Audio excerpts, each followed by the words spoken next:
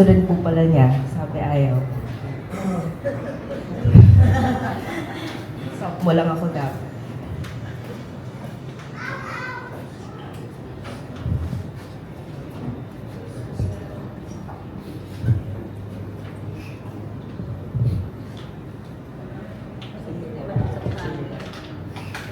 Sabi ni Nugi, between him and that. Sorry.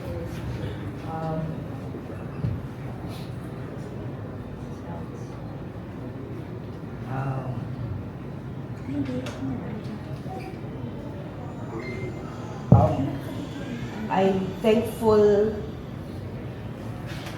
I'm the mom. I'm thankful po that despite the pain of the initial years, alam niyo naman po how it sometimes go. We made the decision to just shower Nugi with love from all possible directions. And I am thankful na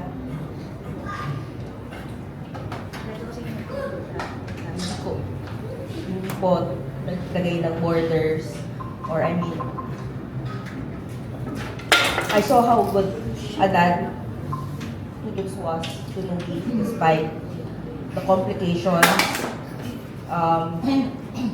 We'd always make it a point na sunduin si Nugi.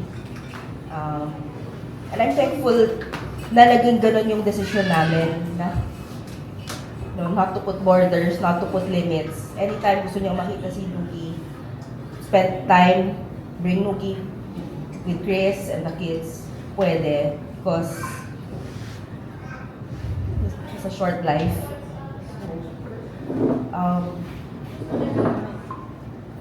And I'm thankful. I want to take this chance to thank and honor Chris for being so strong, for standing by Toots until the end and forever. Thank you for being who you are to Nugi. If you guys know po, sobrang close din ni Nugi kay Chris. So, and thank you for helping Nugs through a dark time in his life. Super. Maraming salamat. Thank you, Toots, for everything. Thank you for Nugi. Thank you for Kuya Nugi.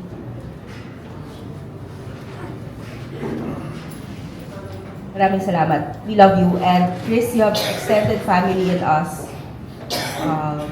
Yan, bagong barkada, Taylor and my daughter, Malaya. So, may family dates na kami scheduled. So, I hope that makes you very, very happy.